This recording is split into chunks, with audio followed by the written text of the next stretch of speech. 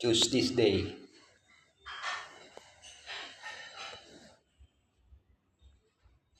And if it seems evil to you to serve the Lord, choose for yourselves this day whom you will serve. But as for me and my house, we will serve the Lord.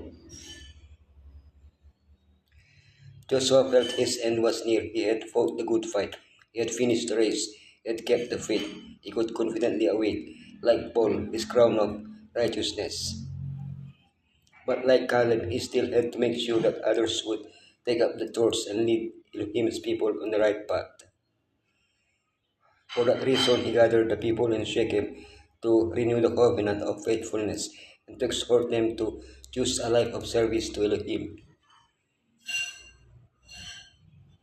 The story that Elohim wrote, the call to integrity, the election of the people, the renewal of the covenant, the continuation of the story that Elohim wrote. And I have given you a land for which ye did not labor, and cities which ye built not, and ye dwell in them. Of the vineyards and oliveyards which ye planted not, do ye eat. The place chosen by Joshua for his final speech was a historical place. It was the first place in Canaan where Abraham camped. It was the first place in Canaan where Jacob camped. It was the only possession of Bethel acquired by Jacob. There Jacob buried the foreign gods that his family still possessed. Joshua began by telling them about the strange gods that Terah, their ancestor, worship. From there, he reminded the first person of everything Elohim had done. I took, I brought, I increased, I sent, I struck, I brought out, I brought you in, I delivered them, I destroyed them. I did not listen to Balaam, I delivered you, I gave them up. I sent flies, I gave you the land. In this account, generations pass one after another without distinction. All are included. Those who listened to Joshua came from beyond the river. They went down to Egypt. They left with great power. They crossed the sea. They took Jordan. They possessed Canaan. What Elohim did with their ancestors, He is doing with them, and He will do with us today.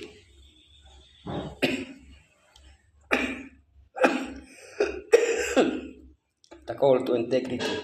And if it seem evil unto you to serve the Lord, choose you this day whom you will serve, whether the gods which your fathers served that were on the other side of the flood, or the gods of the Amorites in whose land ye dwell.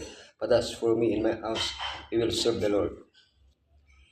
Just as Jacob invited his family to bury their gods for renewing their covenant with Elohim at Bethel, Joshua invites the people to abandon their gods before renewing the covenant with Elohim. They were to fear Elohim and serve Him in sincerity and in truth. What does this imply? To fear Elohim, to show profound respect for Him who is infinitely greater than I, and to accept Him as my King and Lord.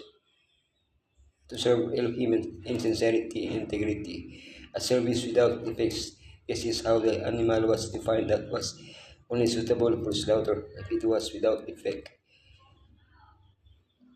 To serve Elohim in truth, to be faithful, trustworthy, loyal, undivided, and consistent, to reflect through my life my gratitude to Elohim for what He has done in me.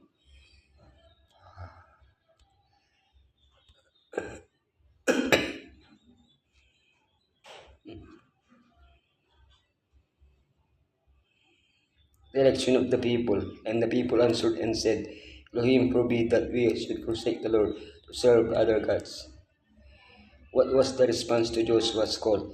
The entire people said no to their gods and accepted that there only had one Elohim, our Elohim, the same one who had guided them, both their ancestors and themselves up to that moment.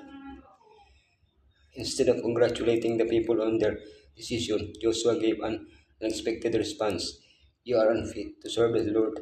What a disappointment.